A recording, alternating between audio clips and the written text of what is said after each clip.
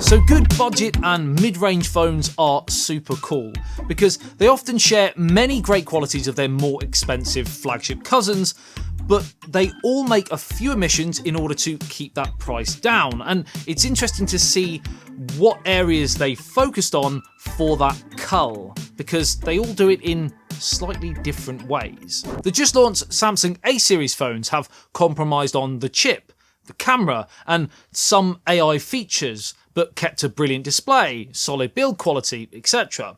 The iPhone 16e keeps the Apple Intelligence and Action button, but pulls back this time on display, again on camera, and the Dynamic Island, the list goes on. So these are the new Nothing Phone 3A and 3A Pro, and they sit firmly in that mid-range category, with pricing starting from £329 for the 8 gigs of RAM 128 storage option on the standard 3A, £379 for a 12/256 option on the same phone, and then a one and only option on the Pro of 12/256 for £449, although I think there's a lower RAM and storage option available for you guys in India. But this makes these direct price competitors to the new Samsung A36 at $399 and A56 at $499.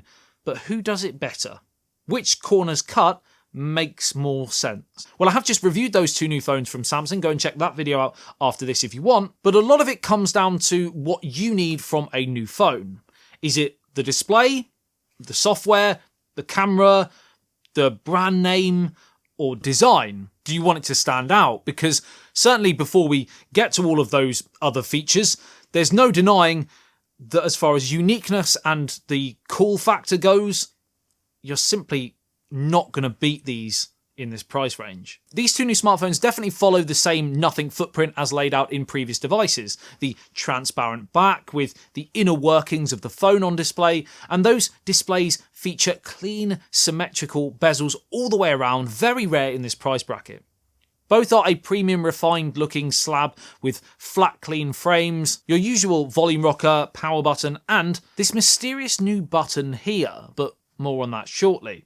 And that frame is now sandwiched by glass on both sides, as opposed to the polycarbonate of the previous generation.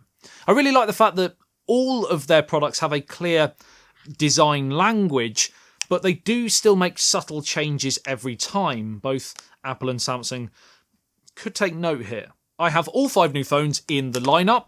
We have 3 of the standard variants, which come in white, black and blue, which is probably my favourite, and the Pro comes in either a black or a grey option, which again is probably my favourite. So I think out of the 5, I would opt with these 2, but let me know what you think. Which ones do you prefer? Up front, you have 2 identical 6.62-inch Full HD Plus 120Hz AMOLED displays, and they're decent. Not elite, not incredible, but decent. 480Hz touch sampling rate, and the brightness can go up to 1300 nits in auto in direct sunlight and 3000 in the highlights when viewing certain HDR content. Yes, there might be slightly better out there from, say, a Samsung S25 Ultra, and yes, the front camera is a little larger than you might see on other flagship devices, but it certainly doesn't feel budget. That front camera is a 50 megapixel shooter and can record in 4K, as you can on the rear. There's no 4K 60 on either front or back, but you do have an extra camera lens on both phones over last year's model. Impressively, we are pushing up towards the flagship rigs here. Gone are the individual low megapixel macros like the Samsung A series, and in comes usable zoom lenses on both phones. 2x optical telephoto on the standard, 3x periscope on the Pro. Lossless quality up to 4x and 6x respectively, and the Pro features a Sony Litius 600 sensor with a 70mm equivalent focal length. Both zoom lenses are 50 megapixels and both have 2 more 15 megapixel sensors, ultra-wide and main, making it a 50 megapixel triple sweep. Impressive stuff. The 1/1.56-inch main lens on the Pro can capture more light than the standard 3A for better HDR, but both have identical 120-degree ultra-wides. On paper, the cameras seem pretty close on both, and certainly, again on paper, less corners cut than I would expect at this price, and seemingly above the early 2025 competition.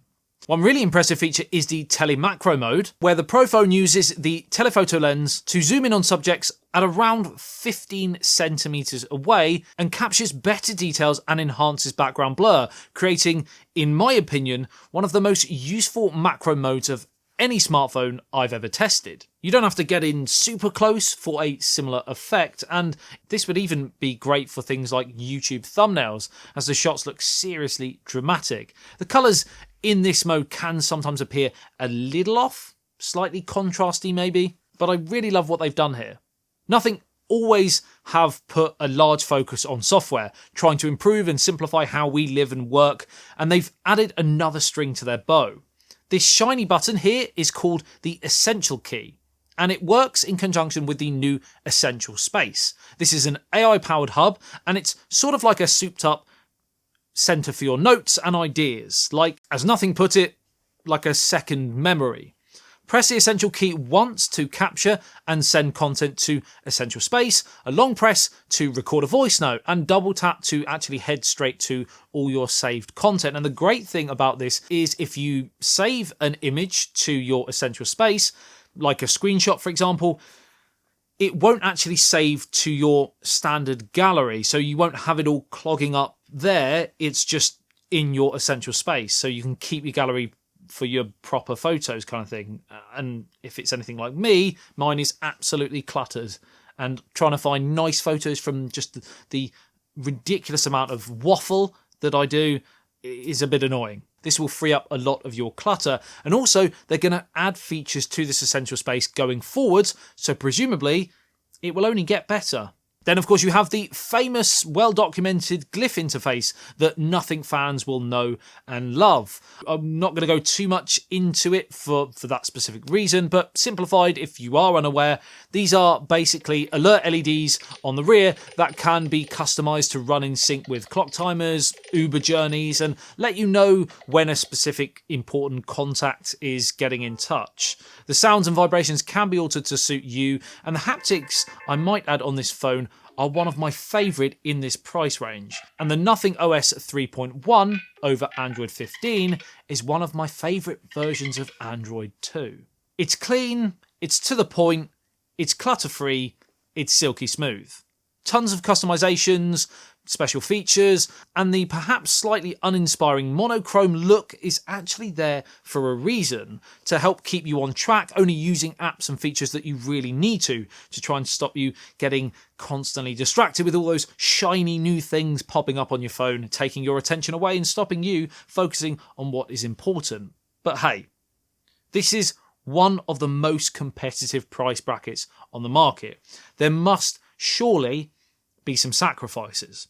Well, the first potential one is the fact that you only have 3 years Android updates to, say, 6 on the Samsung A series, and they're IP64 rated and not IP67.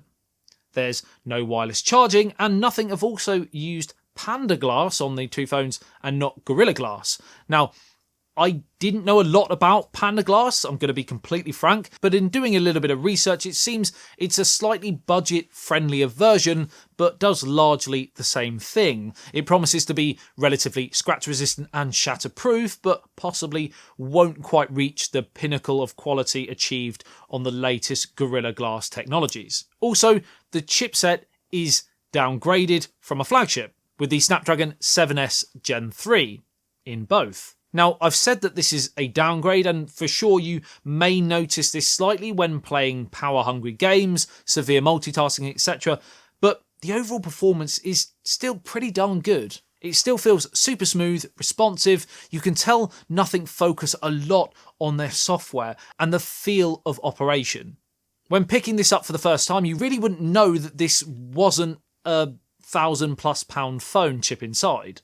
The battery life is 5,000 and not 6,000 or 7,000 even that we're starting to see creep into the market. But the Samsung S25 Ultra still has that same capacity, so it's more of a meh point than necessarily a bang negative. As I said at the start, choosing a mid-range phone on the market fraught with compromises is tricky and highly subjective. The fun is finding out where those lie in order to best pick the phone for you. But if me, but if it was me, this guy right here, if I'm picking, I think we got there. If I'm picking, these are the main areas that I would compromise on. I don't need wireless charging. I don't really mind Panda Glass. Just throw a case on, screen protector, job's a good un. And I quite like Pandas as well, so win-win. And I don't really need an IP68 rating despite living in the UK, which is basically like a rainy swamp at this point.